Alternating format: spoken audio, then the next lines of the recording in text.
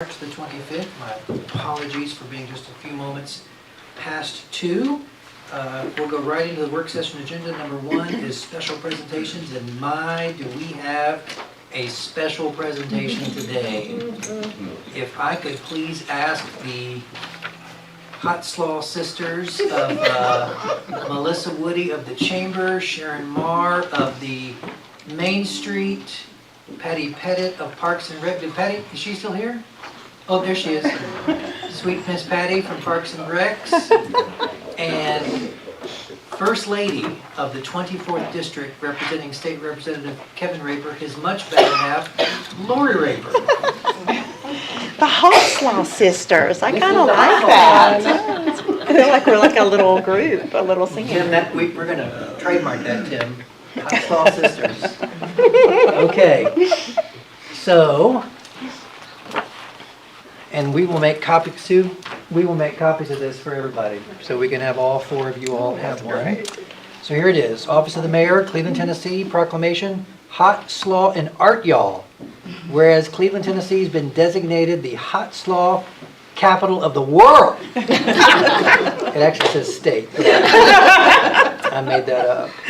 And whereas the designation enacted by Senate Bill 1574 and House Bill 1598 by Senator Adam Lowe and State Representative Kevin Raper, whereas Hot Slaw has been designated as the official state food, and we encourage all citizens to come downtown on April the 6th, 2024 to celebrate Hot Slaw and Art Y'all, enjoying sampling of hot slaw from the many vendors participating on this day.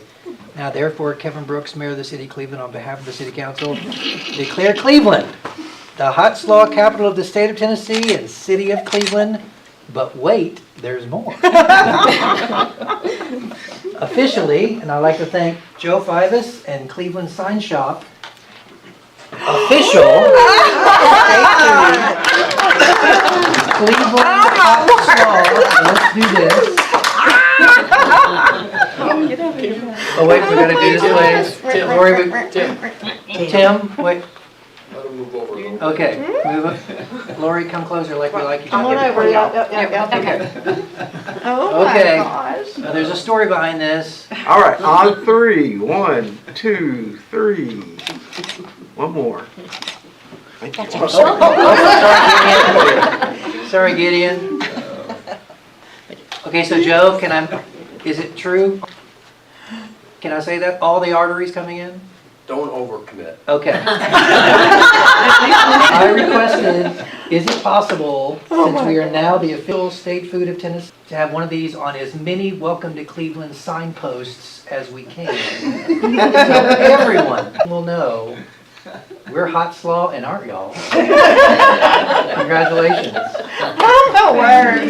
Is that glow in the dark? I hope so. Oh my gosh. So, Melissa, I'll let you take this one. Can we get one for State Representative Raper to take home? Hey, Melissa, will you ask your husband to please display it at the Capitol? Yes, sir. Thank you. I'll tell him, I'm gonna ask. Thank you. And Ms. Raper, you're welcome to say anything you'd like.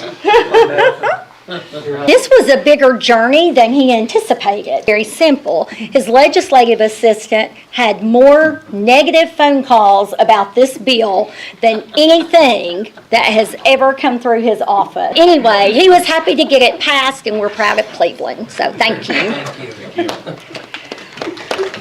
Well, we say to those folks who had negative comments that our guy was the first one, the smartest one, to think of it. So sorry about that, Nashville hot chicken and Memphis bar. This, but my own dad had, that brings a little bit of history back into it.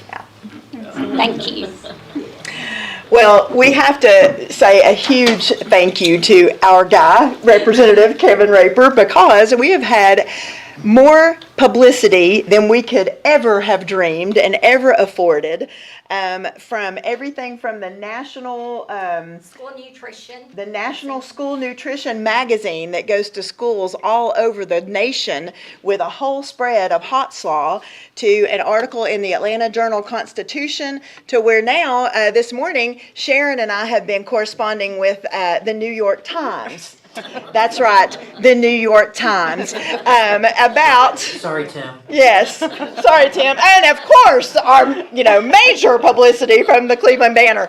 But it's pretty exciting, and a lot of that, hot slaw is really fun to talk about, and it's a really fun way to get publicity, but Representative Raper's bill has certainly elevated that level, and he's had it on every station in Nashville, television stations all over the state, WCLE. WCLE, absolutely. So all the things. So we are super grateful for that.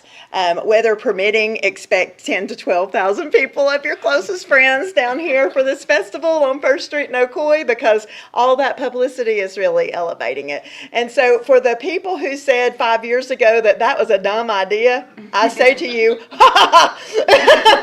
because it's kind of a locomotive that has run away with us. But we have 3 stages of live music. We have a ton of vendors that I'll let Sharon address, but we are so grateful to our big batch sponsor, Food City, the folks at Food City who also carry hot slaw in their deli.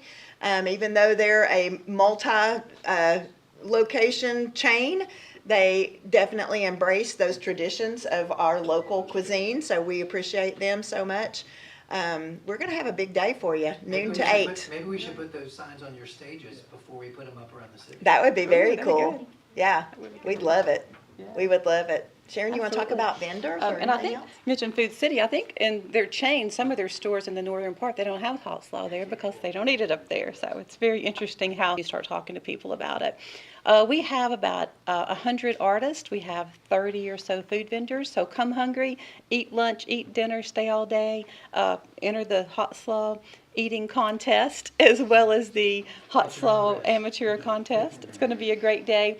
And thank you so much for the city's partnership in this. You help it monetarily. You do a ton as far as labor and just helping us get this thing set up, because these are a lot to do. And it's so appreciated that you are behind this and helping us. So thank you as always for that. And we have 4 organizing partners, of course, Main Street Cleveland, the Chamber of Commerce, City of Cleveland, and Artists Here Partnership. So this is really an arts festival in disguise of a fun food twist. Yes. So it's fantastic. But you hear me say a lot, anybody can have an arts festival, but nobody in the whole wide world has a hot slaw and art y'all festival. So you are very unique. We're so proud that you would trust us with this project. And I think it's definitely, the message is going far and wide. Thank you. Absolutely. Sharon, Thank you. how many vendors did you have? We've got about 100 artists and 30 food vendors, so 130. Yeah, that's a lot. Wow. That's the most we've had in a downtown in all my years, as far as any festival that's set up downtown. That's the most that we've had. So it stretches. Councilman Cassidy? Yeah, Mayor, it reminds me of Scottsboro, Alabama, the Cornbread Festival. It's worldwide, it is huge. And as this thing keeps off and goes, I can see this being just as big or bigger than that, and what it's gonna do to the city of Cleveland. So thank you all. Yeah, and we're just in year everybody 3, involved in this. which is amazing. To be year 3. This thing will blow up for its over. That's all I have. Awesome. We have one of our distinguished slaw-off judges here with us. Thank you, Mayor Brooks, for volunteering your taste buds for that part of the festival. We're thrilled. Thank you. Thank you. April 6th, noon to 8. We'll see all of you there. Thank you. Thank you so much for this amazing surprise. Thanks, Law. All right, the next item is public comments. We don't have anyone registered to address the council, but if anyone's here who would like to say anything, we'd like to welcome our Vice President of the Chamber. Thank you for your sponsorship of the Hot Slaw Festival, sir. And seeing no one requesting to speak to the council, that takes us to item number 2, City Manager's Report. Mr. Fivas, we look forward to hearing from you. Thank you so much, Mr. Mayor and City Council members. Want to remind you that the the springtime festival was actually first originated at the city council level, and but so much credit goes to Melissa and Sharon and all the other people that a number, Art is here for taking an idea from the council and making a good idea great, and we appreciate you getting us to where we are now, so we appreciate that. The city is also a sponsor, a $5,000 sponsorship of the Hot Slaw Festival. And look forward to perfect weather on Thursday. Chamber of Commerce weather. Chamber of Commerce weather. I want to start out, we have some announcements that on this Thursday, on March 28th at 1:15 at the new trailhead on Candy's Lane. We will have the grand opening ribbon cutting for the latest leg in our greenway. Candy's Greenway until someone else determines another name.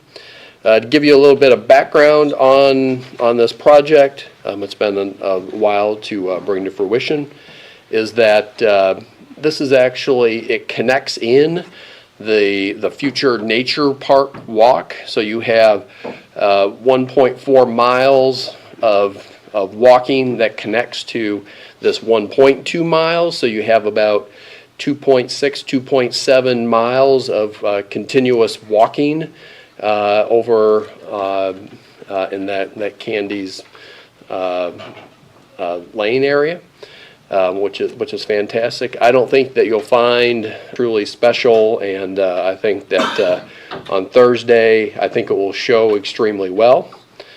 So many people that we need to thank, and we'll do that on Thursday. There were some private contributors that helped fund that, which is always a benefit to the city.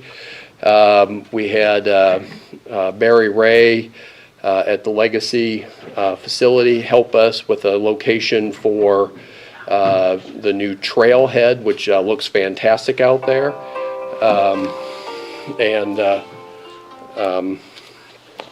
And I think that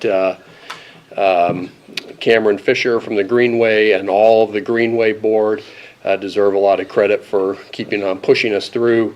And at the end of the day, the people that actually did a lot of the hard work are Public Works Department, Tommy Myers and his team that built this. When you go out there, it's incredible. Cannot forget that the county was instrumental in this, that they gave us a grant. Actually two HCI grants, one to do the bridge, which was the restoration, and I believe that they say it's the oldest of that kind of bridge in operation, and they gave us a grant to build a part of the trail. So a lot of partners, and it's just a fantastic project, and it will show very well out there on Thursday. Councilman Estes, you're on the Greenway board. Did you want to say anything particularly about that? I think when we laid out the sidewalk plan and showed where the sidewalks are connecting everything, kind of got that big picture, it helped with a big grant, and it just gave, it just kind of solidified what we were doing. It affirmed what the Greenway is doing. It gave everybody all these little victories has given us a lot more impetus to keep working harder. And again, I think when you see Cameron Fisher, thank him, because he really is the driving force in this. He drank the Kool-Aid a long time ago. And it continues to go well. And enough. And another piece of this is that we've gotten approval from Tennessee Department of Transportation now to bring it up under I-75. So that section will be constructed in the next few months. And then we're probably a third of a mile from connecting in an additional 2 miles at Fletcher Park. So once we get that other a third of a mile put together, you could have approximately 5 miles of walking trail from Fletcher Park and how all this interconnects in. So that's a fantastic vision, and just think that we're that close to having, and 5 miles is similar to what the entire Greenway is right now. It's probably a little shorter. A little under 5, yeah. And so basically, with that, we would double our walking trails. Great. Councilman Webb. I just wanted to point out that over the weekend, the new parking lot, which Tommy really looks good, was used quite heavily over the weekend. People driving there, parking, walking on the Greenway, so it's already in use. Are you saying we should give them tickets? No, there's no sign that they're not parking. Popular out there. Only 5 cars at one time. Yeah. Is that at the Inman Street parking lot? No, Candy's Lane. Candy's Lane parking lot. So, and that's where the ribbon cutting is. Go to Candy's Lane, you'll see the parking lot. We'll probably have some additional parking available for everyone, and we'll tell you how to get there when that time comes. If there are any more questions on that, we can move. Mr. Fivers, I do think I just want to take a moment. Yeah, please do. When I asked Ken about the parking lot, he was talking about the parking lot we visited just this last week, Councilman Estes and the Rotary Arch. Tommy, I've got to thank you and your team publicly for not just the beautiful area it's turned out to be, but the speed in which you got that ready in time for the 100th anniversary of the Rotary Club. Yes, to Councilman Estes' point, the arch looks beautiful, and that was under Cameron Fisher's direction, but the terminus that creates and that area, there's such great potential of that area, and I just wanted to publicly thank Tommy and the crew and the entire, anyone with the city that had something to do with that. It's just Candy's, downtown, Inman is just amazing, in really a very short time, how incredible the work has been done to make these quality of life components a reality. So I can't wait to see what's next. And let's not forget to thank Mayor Brooks and his presidency as the Rotary mayor for, they funded all of the Rotary Centennial Gateway. The city did not fund that, which I think is a great public-private partnership, and just make sure you extend our thank you to Rotary for doing that. That was my next item on the agenda, so it was well timed. The next item is the Hot Slaw and Y'all Festival on April 6, 12 to 8. And we've talked enough about Hot Slaw for one day. One thing, I've gotten a number of questions, a number of inquiries on paving that is coming up. We will be paving, or the state will be paving all of Dalton Pike and the Wildwood all the way through downtown, out north of Coy, all the way to APD 40 or 25th Street. So that will happen this spring, and I think there's a couple other roads, but we've heard the message loud and clear from the community that Wildwood is all the street cuts that have been done on Wildwood. Those will all be taken care of with this latest paving. It's already bid out. Wright Brothers has the contract. They're going to come in and they will pave all of that, and it'll be a huge improvement to our community. So I've gotten a lot of questions on that, and just trying to get the word out there on that. Project updates. Joe, Yes, oh, sir. on the asphalt in the state, will they grind that down and re-asphalt or asphalt over top of it? They will do some strategic milling. Okay, that's what I'm And a lot of areas, the job requires a lot of milling in a lot of areas. So when the state does their work, they always mill, or their new standard, they always haven't done that, is their new standard is to mill and then replace back.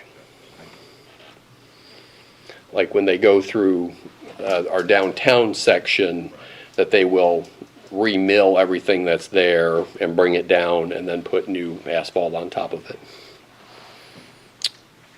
Any other questions? Paving?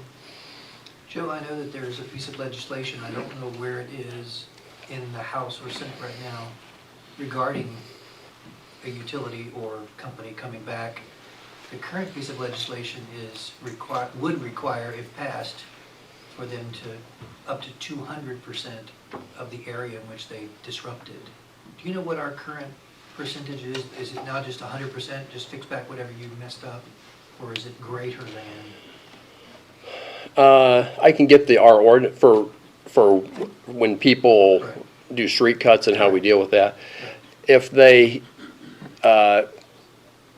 damage a certain percentage of the road, and I can give you that, and there's a percentage, then, if they just do a street cut on a street, our requirements are, and Tommy's gonna tell me if I get it wrong, that you do flowable fill, you compact it, you put flowable fill in, and then you put asphalt over that for that street cut.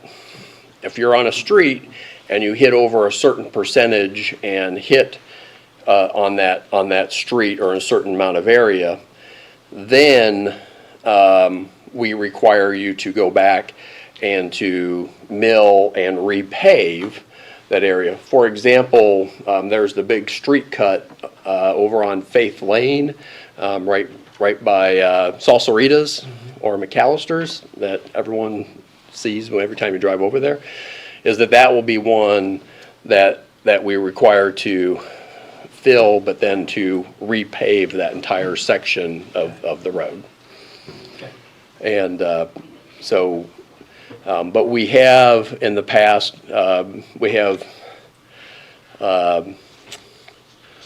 we've done a decent amount of research on best practices and we probably need to update some of our practices on some of our street cut items, and I wouldn't be surprised if we brought something to the council in the next few months on how to work through those issues. Great, thank you.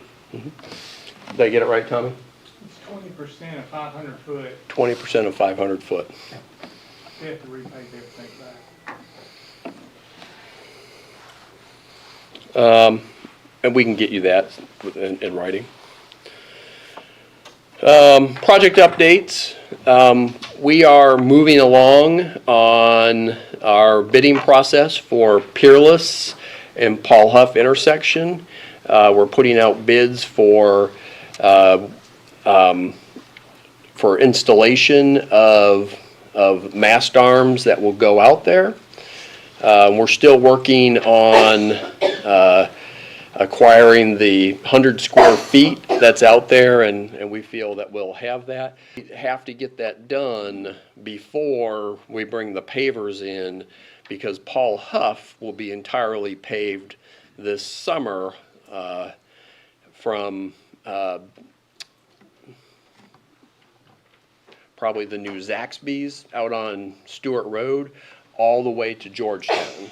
So that will be paved. That's about a $3 to $4 million paving project. The good news is that the state, we have it set up that the state will pay 80% of those costs, and the other remainder, if you recall, when we allowed Chattanooga Gas to put in the gas line, is we have those funds that will hopefully pay a lot of the other 20%. So we're pretty close to having that entire project paved with very little city money in that. And that's one where a couple things, that they do milling, and we know that Paul Huff is in rough condition right now, but they will mill that, and we've actually asked them to put a thicker course on there, so hopefully it lasts longer. So we're working with TDOT and all of our friends to work on that. So you have this Peerless Paul Huff. We want to get in the changes, get the mast arms in with the new lights ready to go, and then in a matter of a day, we'll turn on those lights and take down the current lights that are out there, and we think we have a pretty good plan to be able to accomplish that. So let me know if you have any questions on that.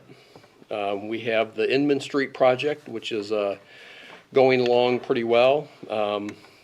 Even with all the rain, we still are making good progress on and being ready for when the paving comes through in April, maybe early May.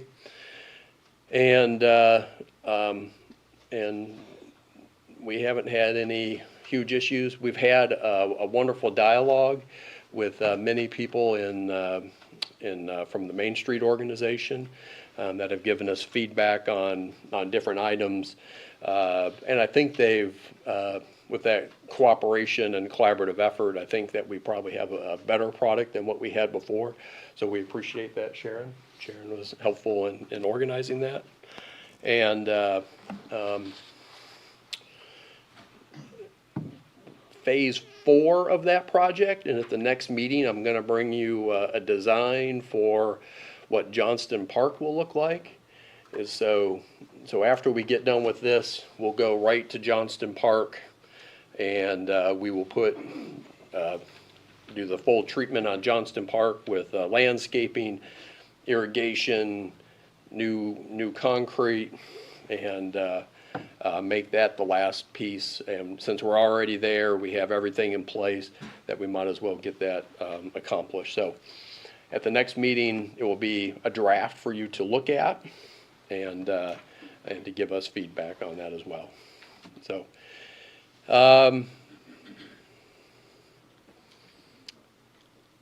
Tinsley continues to move along, having a lot of dirt moved out there, getting ready for the pickleball courts, putting up backstops and a lot of other ball field type amenities.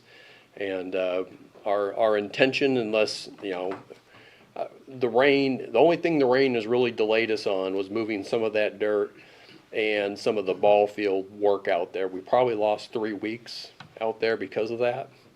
But we still are committed to having a softball season one way or the other. So, any other projects or questions anyone has any questions about? I do have a person that has requested to speak. Mr. Fivers, my apologies, I did not realize that. And before you go into your review of the 3 o'clock agenda, I wanted to give this person a chance to address the council. My apologies. That's fine. I'm all done with my updates. Awesome. And I'll come back and do the agenda. My apologies when I said that no one had requested to speak. My apologies. Councilman Hughes reminded me that Cleveland High School Athletic Director Al Morris, Oh, I was going to do that in the who can't stay for 3 o'clock then he can talk right now. because of his athletic duties. Appreciate that. I have a meeting actually at 3 o'clock, Identify so. yourself for the record, although we all know. Yes, Al Morris, Athletic Director at Cleveland High School, and thank you guys for everything you do. And I want to say I'm sorry for any confusion, but so on behalf of our tennis coach and tennis team, we would like to ask if we could have full use of the 7 courts at Tinsley for our practice sessions. Just much like the city of Cleveland, Cleveland City Schools, our tennis team has grown. We've got a number of kids on the team now, and much like most of you probably know tennis, it's not just a doubles tennis team thing, it's a singles as well. So for our coaches and our kids, we run into situations where we don't have enough space for all the kids to be on the court and work on drills and work on singles and different things of that nature for practices. And my understanding is that they try to keep it to an hour and a half time limit, if that's correct. I think that's right. So they can get done and get off the courts and let anybody use it that needs be. So. 4:30. Excuse me. 3 to 4:30. 3 to 4:30. So, I just wanted to bring that to your, there's possibility we could revisit that contract that we have with you guys and see if we can make that work. Thank you. Mr. Morris, first of all, thank you for coming. Yes, sir. Thanks for what you do for our kids and the Yes, sir. future of Cleveland. As Mr. Fivas indicated, it is on the 3 o'clock agenda, and we're sorry you won't be here for the fun and festivities. But thank you for stopping by these comments. Greatly appreciate it. Thanks, guys. Can I ask you one? Oh, sorry. Now, Yes. are you guys hosting district or regionals? I haven't been told yet. I don't know if they've even decided that yet. I'll just be honest with you. I'm not Can real you sure. host it with just Salem Courts? That's a good question. I don't know. I really don't. Okay. Thank you. I don't know if there's a state mandated allotted, Yeah. you know, and it could be based on how many kids are on each tennis team locally around the area. So, In the district, right? Mhm. Yeah. yep. Mr. Morris, Councilman Webb has a question. Yes, sir. Just out of curiosity, because I know your player number has been increasing, Mm-hmm. are there any plans for the future for the school system to develop some tennis courts on campus or in close proximity to the campus? I'm not sure. I'm not sure I'm the person to answer that one. I'll let you step up for that one. Everybody wants to hand the interim director all these questions, right? To my knowledge, there's no plans at this point in time, but that doesn't mean that there wouldn't be in the future. I mean, I think we're just kind of in a transition period here to a new director of schools, and then we'll be getting a plan for moving forward. I don't know that's on the facilities plan, I don't believe. But I would say this issue kind of raises the need for us to consider that in the future. If that makes sense. Probably it would be a good time to look at it and, you know, maybe even consider some of the open land that you have around the new administrative office building. It's just a thought. Sure. That it might be time to consider that. I agree. I agree. Any other council members have questions for our guests? Thank you both, gentlemen. I appreciate you. Mr. Fivas, sorry for the commercial from Cleveland City Schools. Back to our regularly scheduled program.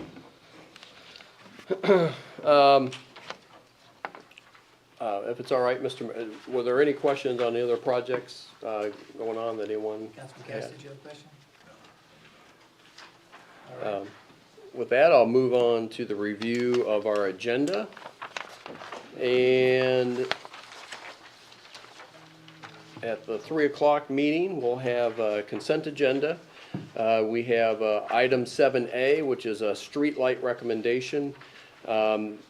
Cleveland Utilities is recommending the installation of 2 40-watt LED Cobra-style fixtures and 1 57-watt LED decorative fixture on Tasso Lane. Item 7B is a streetlight recommendation on 1263 King Edward, and they're not recommending any additional lighting at this location. However, we've asked them to upgrade the current lighting that is there, which will give some, usually we found that can really increase the amount of light in an area by just upgrading those. And the cost is,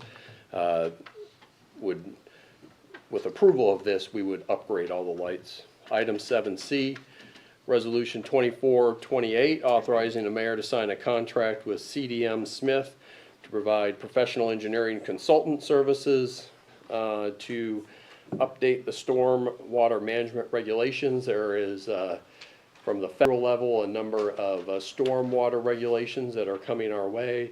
We're happy to give you an update with that, but what this would hire a consultant, they would tell us all the things that we would change in our NPDS permits, and we would bring those back to the council on any changes of any of our regulations.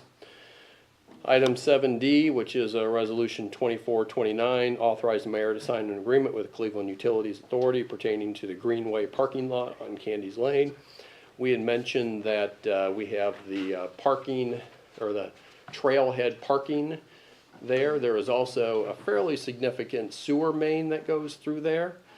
And there have been times in the past where that we don't, since we're coming in second, we're building on top of the sewer easement or in close proximity. if they were to have to repair that, they would not be responsible for repairing the parking lot that is there. And so and we've done those in the past. We did one at Tinsley Park. And I guess that's the only one I can remember for sure. Happy to address any questions on that. Item 7E, 24-30, amending the personnel rules and regulations for time off absence for relating to military leave. This is more of an administrative error, kind of fixing a piece that was not correct, and John has recommended to make, and Kim have recommended to make this a quick change, and doesn't do a lot, it just kind of fixes an error. Item 7F is it's a motion approving staff to submit an application to TDEC for the Brownfield Redevelopment Area Grant Phase 1, Phase 2 environmental site assessments for specific properties owned by Phoenix. This is in relationship to the public hearing we had last week, and this would get us money from the state to do some of these assessments on that piece of property. Item G, surplus property, declaring a miscellaneous salt spreader equipment and Western 10-foot snow plow as surplus property. This equipment is not in the best shape, right, Tommy? Yes. And so sometimes people can use it in some areas if they just want to have that, but it was no longer reliable, and that's the type of equipment that when there's a need for it, it has to work, or we get in, it's a problem when you can't go out and plow the roads and stuff like that when you need to have that. Item H is a bid summary, decorative light post bases for Inman Street. If you go on Edward Street, there's decorative lights, but they don't have the bases around them. These on Inman Street would have decorative lights on top and then a decorative bases, so that's what this bid is for, and is within our range of tolerance. Item I, which is another Inman Street conduit directional bore installation. We have bids for that, so we don't have to dig up more of the street, which, as we know, in the road and there, so it's easier to go under. That's all that's on the consent agenda. Moving to item 8A, discussions with potential modifications to facilities use agreement with the Cleveland City Schools. We've had Al Morris gave a conversation. Council's approved to have 5 out of 7 courts. If you want to change that, we can change that. There's one thing is that I believe in the agreement it says from 3 to 4:45. And I think they said it was 4:30. If you wanted to reduce the hours, that may decrease the potential conflicts. Outside of that, as we've always said,